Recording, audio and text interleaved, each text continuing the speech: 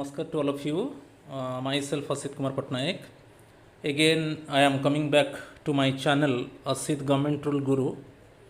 So today I will discuss Amendment of General Financial Rules 2017. In GFR 2017, some amendment made by the government in 2019 and 2020. So it is very important one. So today I will discuss this topic. If you have not subscribed my channel, please subscribe my channel Asit Government Rule Guru so that you can get notification for my upcoming videos in posting time. So definitely I will bring some interesting videos in forthcoming time. So please do not forget to subscribe. Now I am going to discuss first one. You see the serial number amendment rule.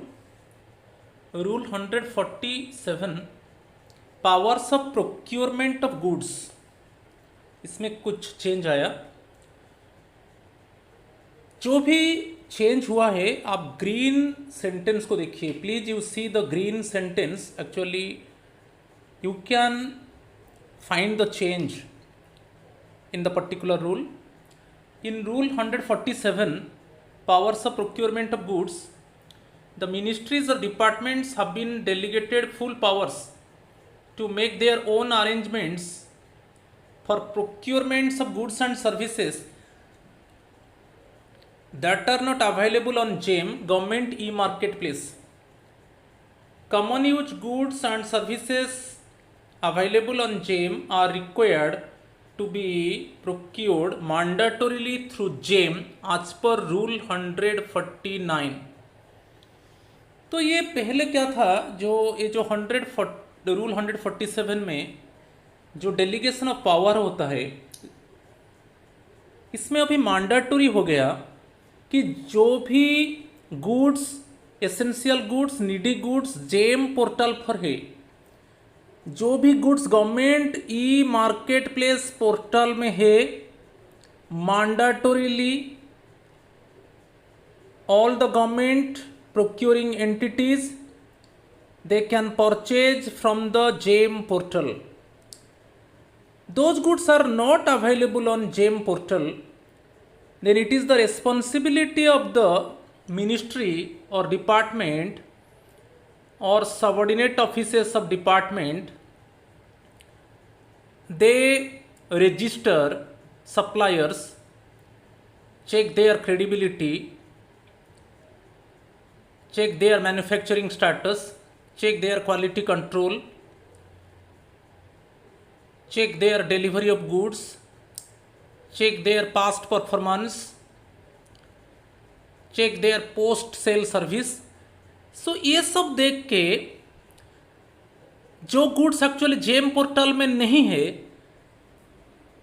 वो departments, ministries और subordinate offices of departments वो क्या करेंगे ना, कुछ suppliers को register करेंगे. अभी मैं बताया कैसे रजिस्टर करेंगे. वो गुड्स को प्रोक्योर करने के लिए. ये रूल में पहले क्या था, जो ओरिजिनल रूल था GFR 2017 में, कि मैंडेटरी सेंटेंस नहीं था कि जो भी गवर्नमेंट ई मार्केट पोर्टल में जो भी गुड्स है, गवर्नमेंट प्रोक्योरिंग एंटिटीज वो उनके लिए मैंडेटरी नहीं था. ये सेंटेंस नहीं था कि जेम पोर्टल में जो गुड्स था गवर्नमेंट प्रोक्योरिंग एंटिटीज वो गुड्स खरीदेंगे. मगर अभी जो अमेंडमेंट में एक सेंटेंस, लास्ट ग्रीन सेंटेंस को देखिए, it is mandatory for the government procuring entities to procure the goods available on GEM portal. Those goods are not available for the GEM portal, then the ministries or departments have been delegated full powers to make their own arrangements for procurement of goods and services.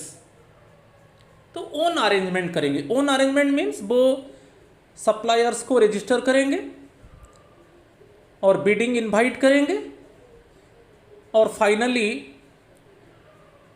वो एक particular supplier को कि suppliers को वो Beed reward करेंगे और उनसे goods को प्रोक्योर करेंगे। तो ये जो लास्ट सेंटेंस उसके ऊपर अमेंडमेंट आया, ठीक है, ये रूल 147 हो गया। देन रूल 149, जो रूल 149 है वो बेसिकली जेम पोर्टल है। यहां पर एक इंटरेस्टिंग चीज आया in preceding time, basically in original general financial rule 2017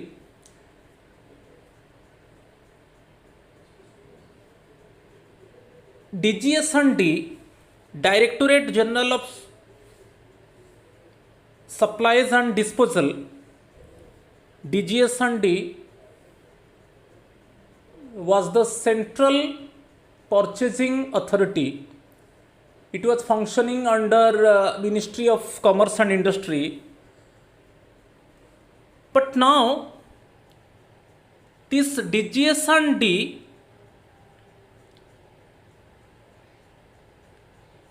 जो government e market place actually replace the DGS&D। पहले क्या था ना, DGS&D जो directorate general of supplies and disposal जो ऑर्गेनाइजेशन था वो सेंट्रल परचेज ऑर्गेनाइजेशन था, वो जेम पोर्टल को होस्ट करता था। और अभी बहुत बड़ा चेंज आया, जो GeM SPV government e market place special purpose vehicle, GeM SPV क्यों लगाया गया है कि special purpose vehicle mean special purpose entity, special purpose legal entity. तो ये GeM SPV incorporated as section 8, it is a autonomous organization which has some flexible power to take market driven decisions।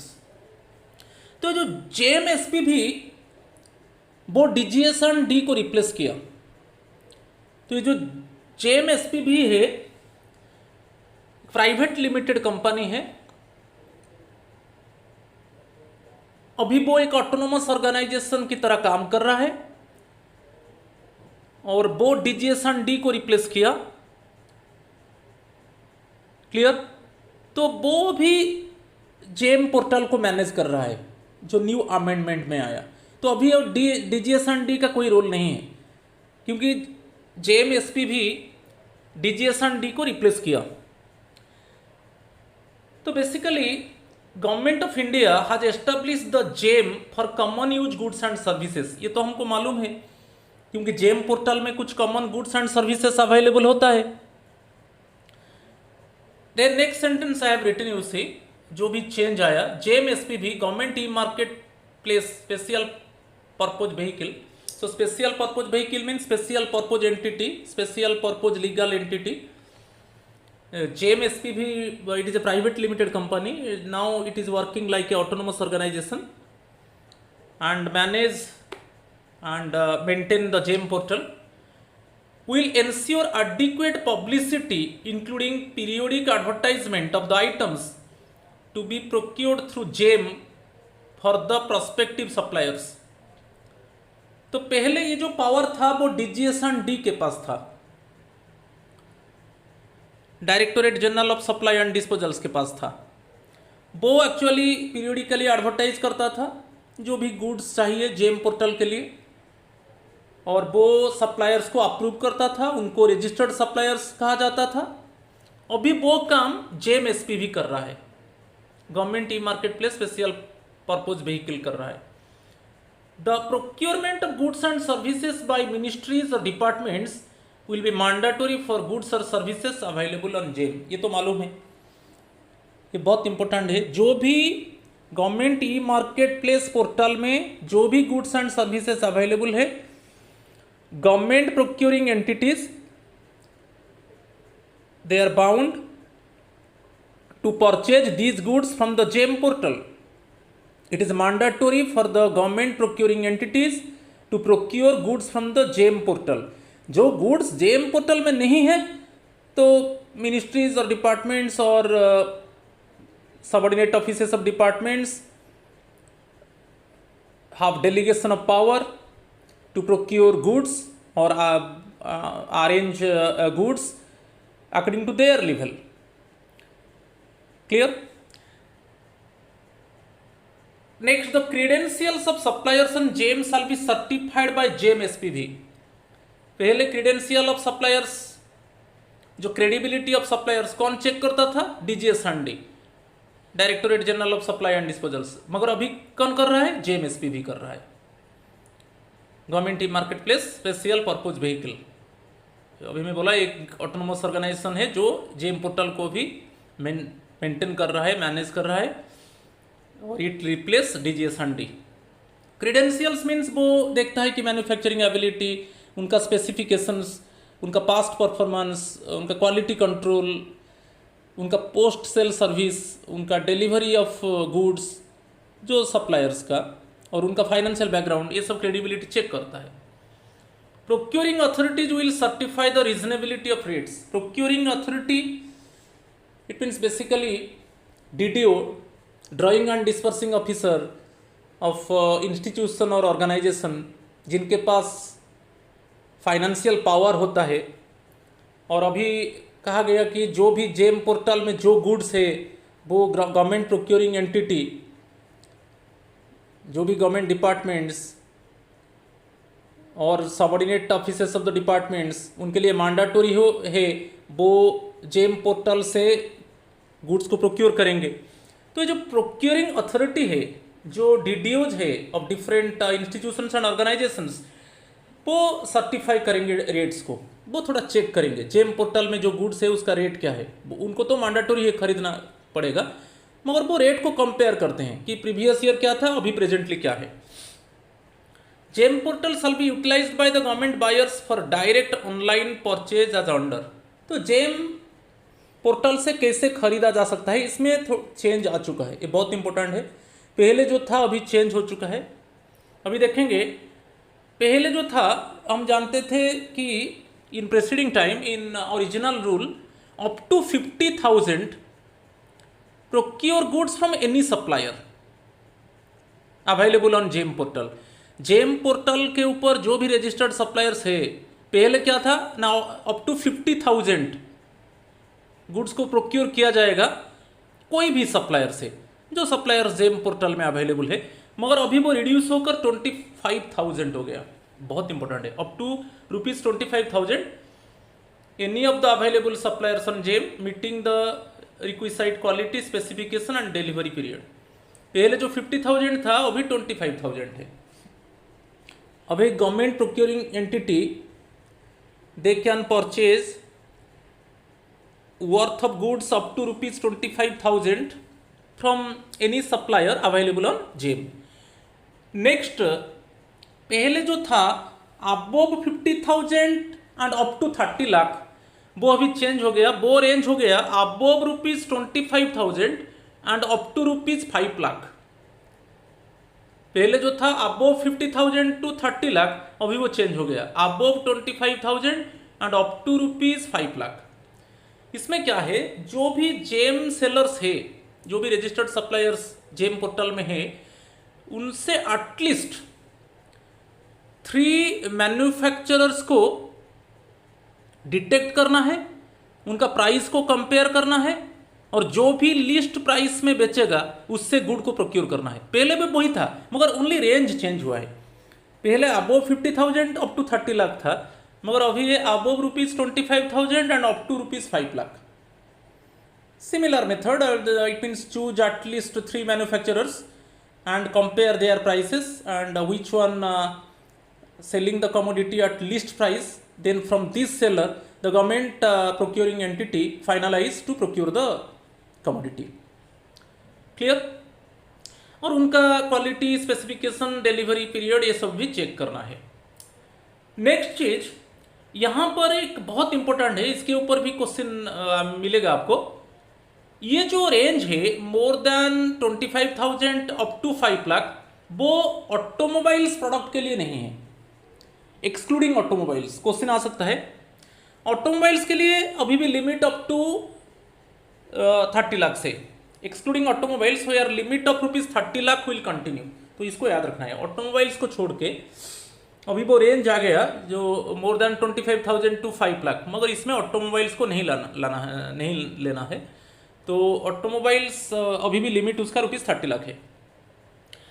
Next one, the tools for online bidding and online reverse auction available on GeM can be used by the buyers even for procurements less then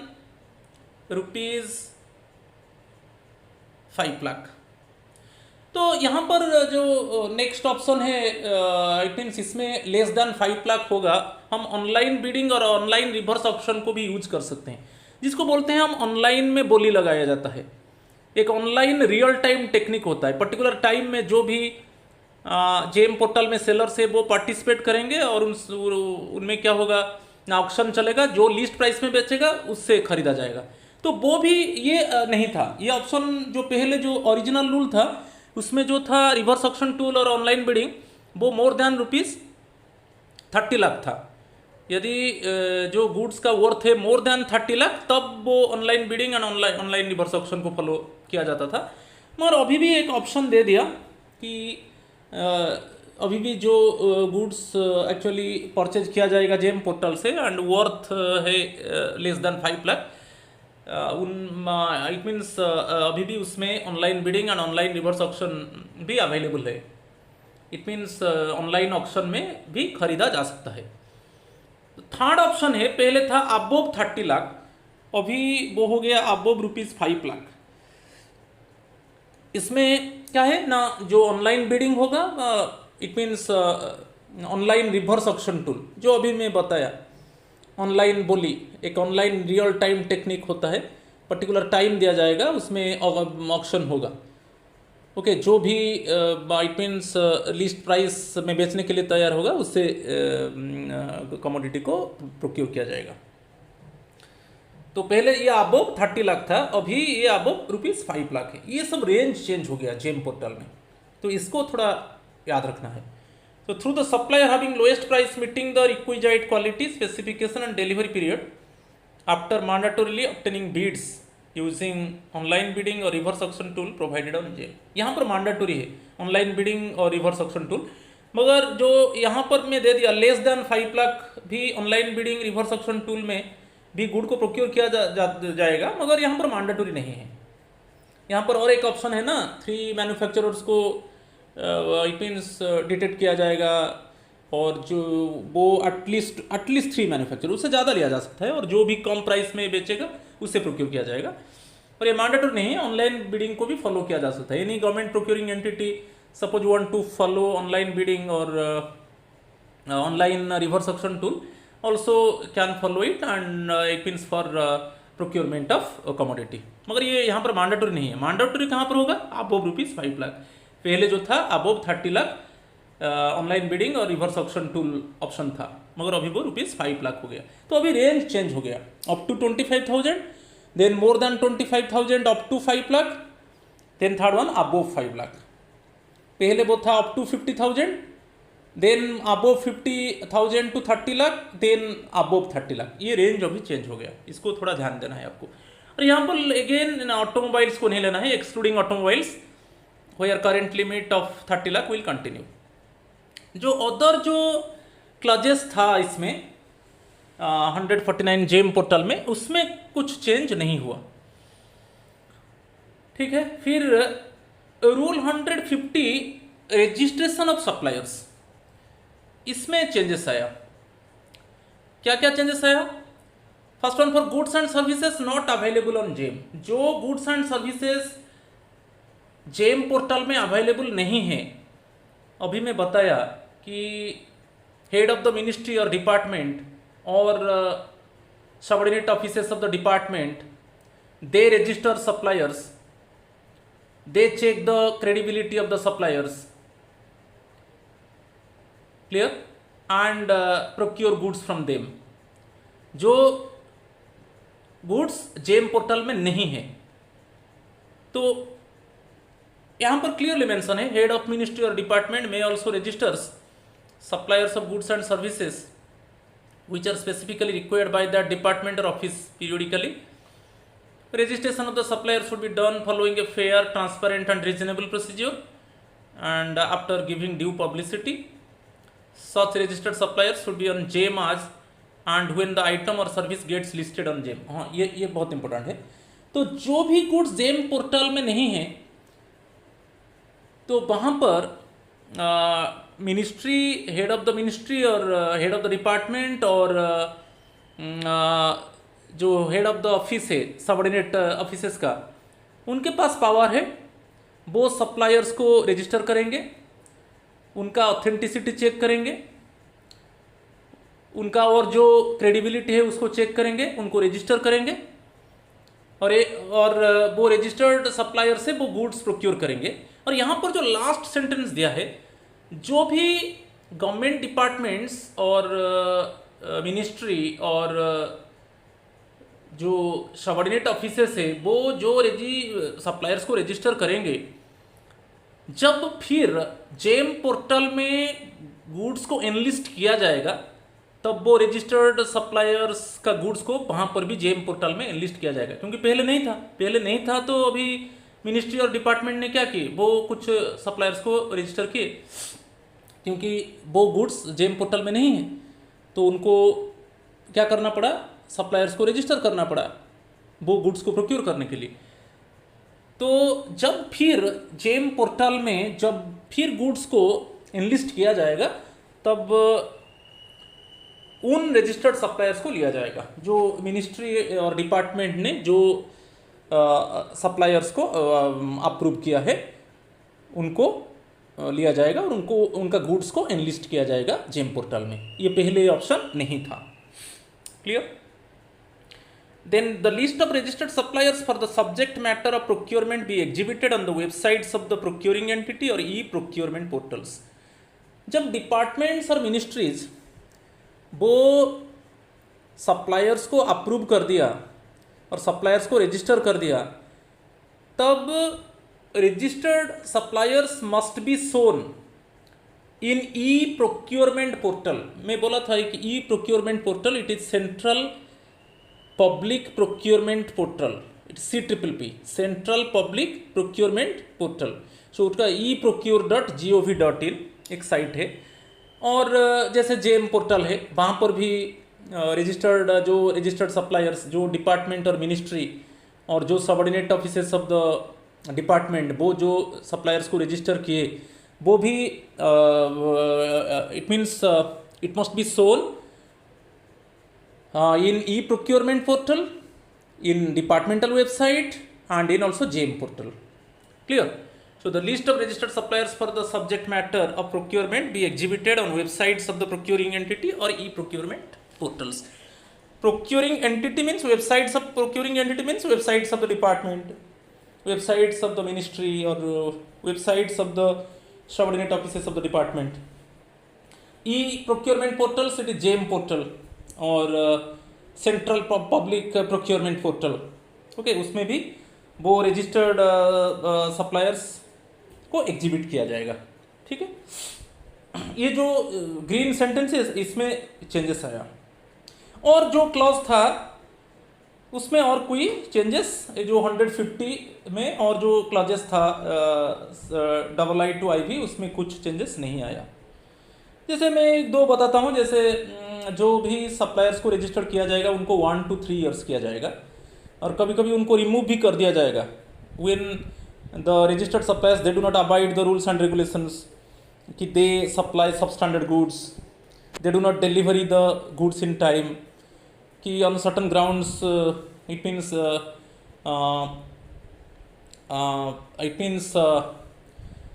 some goods actually they supply and it is not in public interest. So इसी case में उनको जो registered suppliers जो है, जो suppliers actually ये सब rule को तोड़ेगा, उनको रिमूव भी किया जा सकता है। ये सब कुछ चेंजेस है। तो वो एक्चुअली जो क्लॉजेस है उसमें कुछ चेंजेस नहीं आएगा, जो मैं बताया जो ग्रीन सेंटेंस है। तो जो भी चेंजेस अमेंडमेंट आया है मैं उसको इन्फॉर्म किया। क्लियर। नेक्स्ट अभी देखेंगे rule 155 purchase of goods by purchasing committee. हम जानते हैं कि जो जेम पोर्टल के बाद जो लिमिटेड टेंडर इंक्वायरी की advertise tender enquiry without quotation purchase by the local purchase committee, ये सब आता है। 2 stage bidding system, single tender enquiry, electronic reverse auction tool, ये सब डिफरेंट मेथड से गुड्स को प्रोक्योर करने के लिए इट मीन्स उसी गुड्स का बिडिंग को इनवाइट किया जाएगा और बिडर्स को इनवाइट किया जाएगा। तो आप जानते हो, तो यहाँ पर जो लोकल परचेज कमेटी के ऊपर है, अभी ये इंटरेस्टिंग है, पहले नहीं था।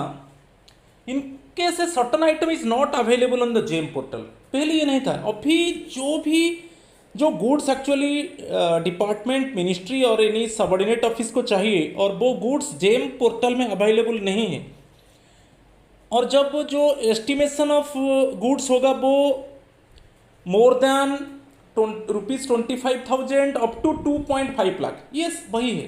क्योंकि आप जानते थे विदाउट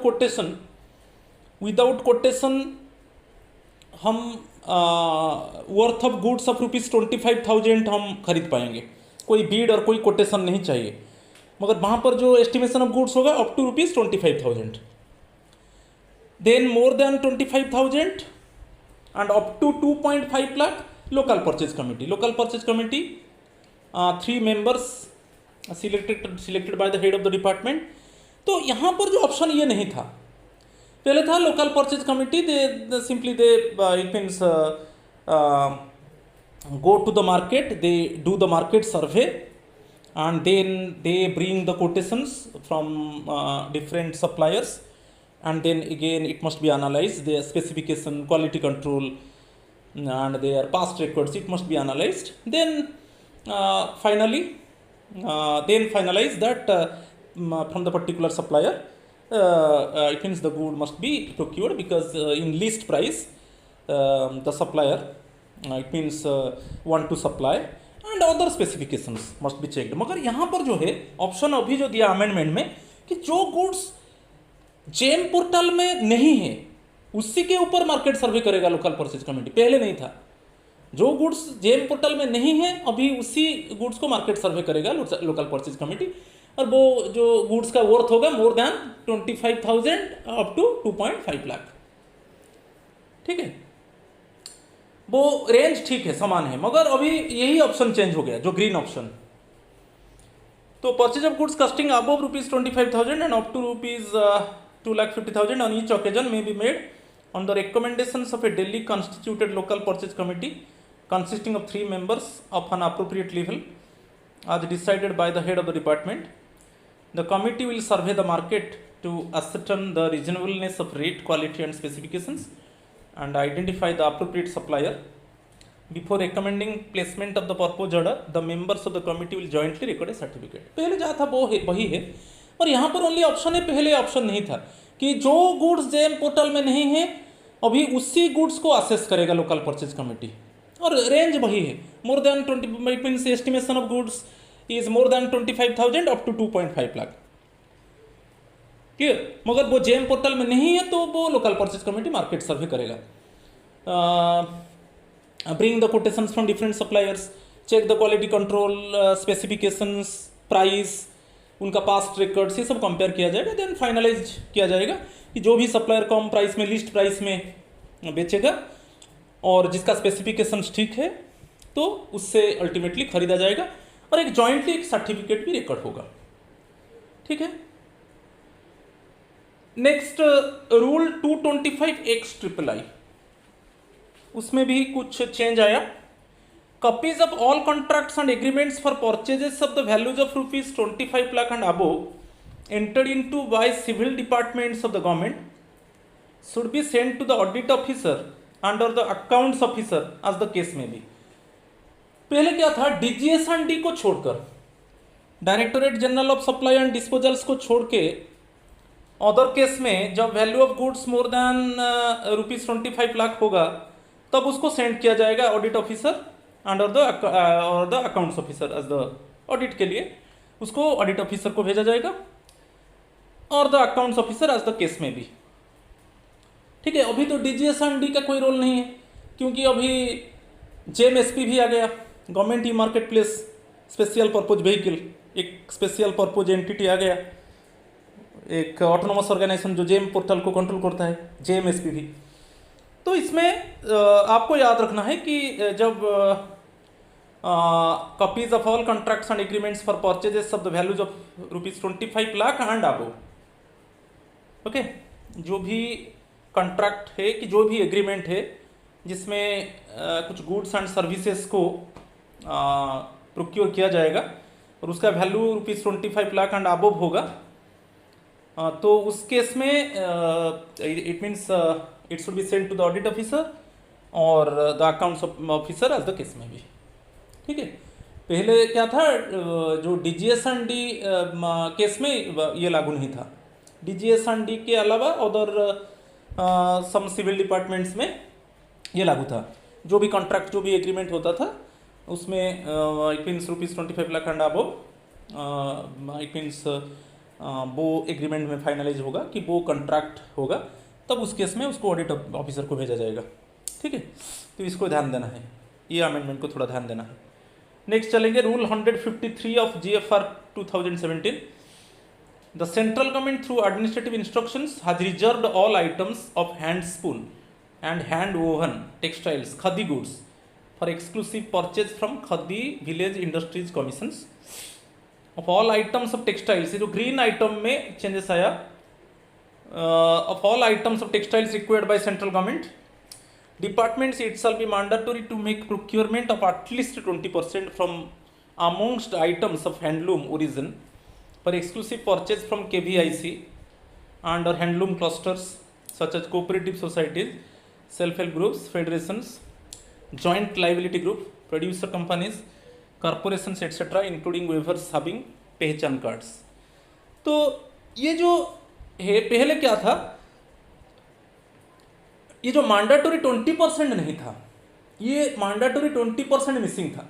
अभी जो अमेंडमेंट हुआ उसको इंक्लूड कर दिया गया, तो ये बहुत इंपॉर्टेंट है, इसी को रिमेंबर करना है। Of all items of textiles required by central government departments it shall be mandatory to make procurement of at least 20% from amongst items of handloom origin for exclusive purchase from KVIC and or handloom clusters such as cooperative societies, self-help groups, federations, joint liability group, producer companies, corporations etc.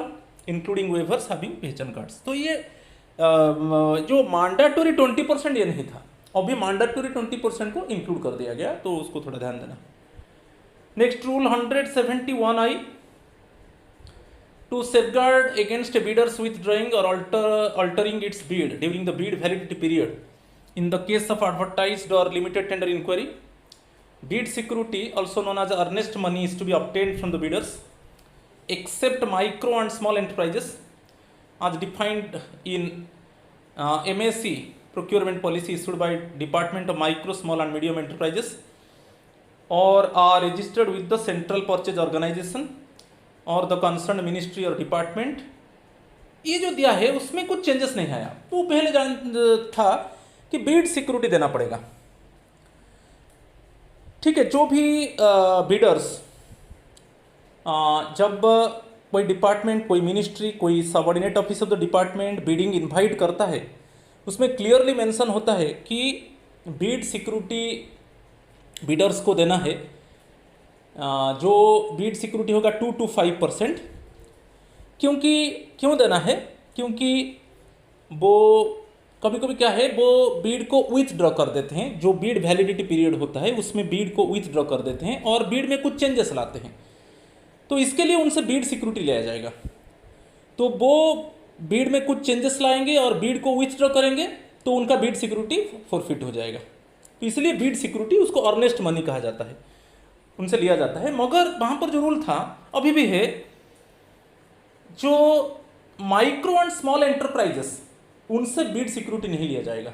वो जब bidding document submit करेंगे उनसे Beed security नहीं लिया जाएगा। और जो GeM portal में जो रजिस्टर्ड सप्लायर्स है वो जब बिडिंग के लिए अप्लाई करेंगे उनसे बीड सिक्योरिटी नहीं लिया जाएगा। और जो मिनिस्ट्री और डिपार्टमेंट और जो सबऑर्डिनेट ऑफिसेस में जो रजिस्टर्ड सप्लायर्स है उनसे बीड सिक्योरिटी नहीं लिया जाएगा। अभी उसमें क्या ऐड हुआ कि स्टार्टअप्स आज recognised by department of industrial policy and promotion DIPP, जो स्टार्टअप इंडिया में बहुत इन्वेस्टर्स को अलाउ किया गया। क्लियर? तो स्टार्टअप इंडिया में वो भी अभी बिडिंग के लिए अप्लाई कर सकते हैं। वो भी गुड्स प्रोड्यूस करेंगे और वो रेडी है, वो डिपार्टमेंट्स और हेड ऑफ द मिनिस्ट्रीज को वो भी चाहते हैं कि बेचने के लिए। तो ये जो स्टार्टअप इंडिया प्रोग्राम जो आया, कैंपेन आया, स्टार्टअप इंडिया कैंपेन, उसमें जो गवर्नमेंट ने जो भी इट मीन्स इंडस्ट्रीज है कि कोई फैक्ट्रीज है उनको जो इट मीन्स अलाउ किया, वो यही स्टार्टअप कैंपेन में आ गए। तो वो जब एक्चुअली वो जब बिडिंग डॉक्यूमेंट सबमिट करेंगे वो गुड्स को सप्लाई करने के लिए गवर्नमेंट प्रोक्योरिंग एंटिटी को, तब उस केस में भी उनको बीड सिक्योरिटी नहीं देना पड़ेगा, उनको बीड सिक्योरिटी नहीं देना है। यही आड़ हुआ, मतलब पहले जो था वही है।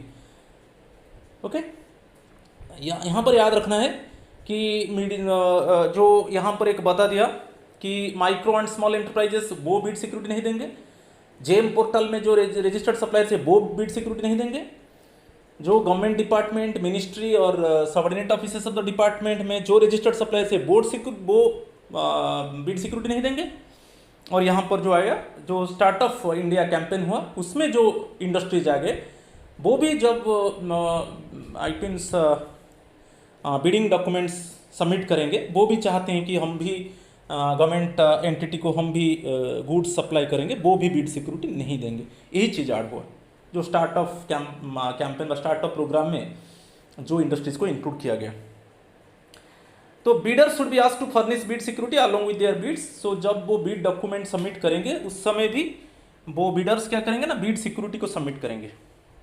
बीड सिक्योरिटी बेसिकली 2 to 5% होता है, 2 to 5%। उसी के अंदर वो पर्टिकुलर डिपार्टमेंट डिसाइड करेगा कितना बीड सिक्योरिटी लेगा। और वो क्लियरली जब इट मीन्स बीड डॉक्यूमेंट्स को अपलोड किया जाता है, जब डिपार्टमेंट की इन्हीं subordinate officer of the department वो बिडिंग डॉक्यूमेंट को अपलोड करेगा, क्लियर, जब बिडिंग इनवाइट करेगा तब बिडिंग डॉक्यूमेंट में क्लियरली मेंशन है कि कितना % सिक्योरिटी देना है। मगर आपको याद रखना है जो बिडिंग सिक्योरिटी होगा 2 to 5% होगा। The amount of bid security should be determined accordingly by the ministry और department and indicated in the bidding documents. The bidding security को कैसे एक्सेप्ट किया जाएगा ना, the bid security may be accepted in the form of account pay demand draft, fix deposit receipt, bankers cheque और bank guarantee from any of the commercial banks और payment online in an acceptable form, safeguarding the purchasers interest in all respect. तो Beed security जो submit किया, कैसे submit होगा Beed security, तो विभिन्न तरीके से इसके ऊपर क्वेश्चन बार बार आता है, चाहे डिमांड ड्राफ्ट में, चाहे फिक्स डिपॉजिट रिसिप्ट में, चाहे बैंकर्स चेक में, चाहे बैंक गारंटी हो, इस तरीके से बीड सिक्योरिटी को डिपॉजिट किया जाएगा। Bid security is normally to remain valid for a period of 45 days beyond the final bid validity period. जो फाइनल बीड वैलिडिटी पीरियड होता है वो कैसे कैलकुलेट होता है ना, जो बीड ओपनिंग डेट है, जब बीड इनवाइट किया जाएगा बीड ओपनिंग डेट होगा, बीड ओपनिंग डेट और अल्टीमेटली जिस दिन में बीड को इट मीन्स रिवार्ड कर दिया जाएगा कि फाइनल कर दिया जाएगा कि यही सप्लायर सप्लाई करेगा, क्लियर। तो उसी टाइम को हम बोलेंगे बीड वैलिडिटी पीरियड। तो यहाँ पर आपको याद रखना है बीड ओपनिंग डेट, जिस डेट में इनवाइट किया इट मीन्स पर्टिकुलर डिपार्टमेंट ने इनवाइट किया बिडिंग, तो वो बीड ओपनिंग डेट होता है। और जिस डेट में बीड को रिवार्ड कर दिया गया और पर्टिकुलर सप्लायर को दे दिया गया कि यही सप्लाई करेगा, उसी के अंदर जो है जो डे जाएगा उसको वो बीड वैलिडिटी पीरियड कहा जाएगा। तो बीड सिक्योरिटी जो वैलिड होता है वो 45 days beyond the final bid validity period.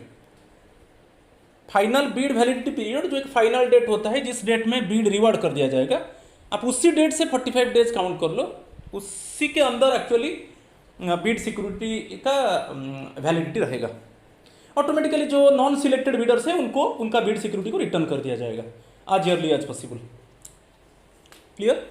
और उसमें क्लियरली मेंशन है as early as possible, otherwise within 30 days after expiry of the bid validity period. तो जितना जल्दी देना है, और सेकेंड ऑप्शन है within 30 days after expiry of the bid validity period. जो बीड वैलिडिटी पीरियड है जो एक्सपायरी होता है, कब एक्सपायरी होगा? जब बीड रिवार्ड हो जाएगा पर्टिकुलर सप्लायर को, उसी डेट से आप 30 डेज काउंट कर लो, उसी के अंदर उनका बीड सिक्योरिटी को रिटर्न कर दिया जाएगा जो नॉन सिलेक्टेड बीडर्स है। क्लियर? तो ये चेंजेस नहीं आया, ओनली उसमें जो भी GFR 2017 ओरिजिनल रूल में था वही है, मगर ओनली चेंज आया इसी केस में। जो स्टार्टअप कैंपेन में जो भी इंडस्ट्रीज आ गए, जो भी कंपनीज आ गए, तो वो जब अभी बिडिंग डॉक्यूमेंट सबमिट करेंगे उनको बीड सिक्योरिटी देना नहीं पड़ेगा, उनको इंक्लूड, अदरवाइज और सब सेम है। फिर आया amendment rule 161 IV global tender enquiry. Global tender enquiry में क्या है? बेसिकली 2-3 ऑप्शन में देता हूँ। When the goods are not available in our country, or in some cases goods available but not in adequate quantity, so in this case global tender inquiry किया जाता है। जैसे अभी वैक्सीन के लिए, कोविड वैक्सीन के लिए अभी only 2 companies actually producing, Covishield and Covaxin. So now many state governments it means they prefer global tender inquiry, it means to bring vaccines okay within short period of time, and they want to vaccinate people as soon as possible. तो global tender enquiry में जो था वही है, where the ministry or department feels that the goods of the required quality, specifications etc. may not be available in the country and it is necessary to also look for suitable competitive offers from abroad. The ministry or department may send copies of the tender notice. ये बहुत important है। वो tender notice किसको भेजा जाएगा? To the Indian embassies abroad. जो भी country से हम आई मीन्स टेंडर बीड्स को हम इनवाइट कर रहे हैं, उसी में जो इंडियन एम्बासीज है, Indian embassies abroad as well as the foreign embassies in India, तो दोनों को वो डॉक्यूमेंट्स भेजा जाएगा। वो the selection of the embassies will depend on the possibility of availability of the required goods in such countries. Okay, वो selection करेंगे। In such cases e procurement as per rule 160 may not be insisted. 160 क्या है? E procurement portal. जब भी हम Beed invite करते हैं, जब भी डिपार्टमेंट और जब एनी सबऑर्डिनेट ऑफिसर तो डिपार्टमेंट जब बिडिंग वो इनवाइट करते हैं, तब उनका बिडिंग डॉक्यूमेंट को वो ई प्रोक्योरमेंट पोर्टल में अपलोड करते हैं। ई प्रोक्योरमेंट पोर्टल कौन है? चाहे उनका ऑफिशियल वेबसाइट हो, चाहे डिपार्टमेंटल वेबसाइट हो, चाहे जेम पोर्टल हो, चाहे सेंट्रल पब्लिक प्रोक्योरमेंट पोर्टल हो। और इस केस में नहीं होगा। बेसिकली 160 है ई प्रोक्योरमेंट, तो इस केस में नहीं होगा। इस केस में क्या होगा? जिस कंट्री से हम it means bidding documents invite कर रहे हैं, उसी में जो इंडियन एम्बासी है और हमारा कंट्री में उसी कंट्री का जो फॉरेन एम्बासी है, उनको हम टेंडर नोटिस देंगे और वो दोनों के बीच में डिसाइड करेंगे कि ये अवेलेबल, इतना क्वांटिटी का गुड्स अवेलेबल है कि नहीं उसी कंट्री में। मगर यहाँ पर जो ग्रीन मार्क है ये नहीं था, बिट बी पहले नहीं था, अभी उसको ऐड कर दिया गया।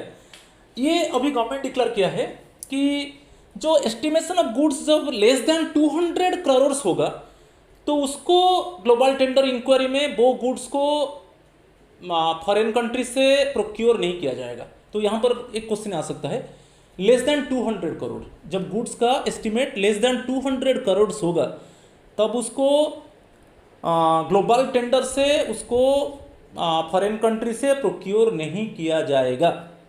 और कभी कभी क्या है, मिनिस्ट्री और डिपार्टमेंट वो जस्टिफाई करते हैं कि नहीं एस्टिमेशन लेस देन 200 करोड़ है, मगर वो जस्टिफाई करते हैं और कुछ रीजन देते हैं कि उसको ग्लोबल टेंडर से ही वो गुड्स को प्रोक्योर किया जाएगा।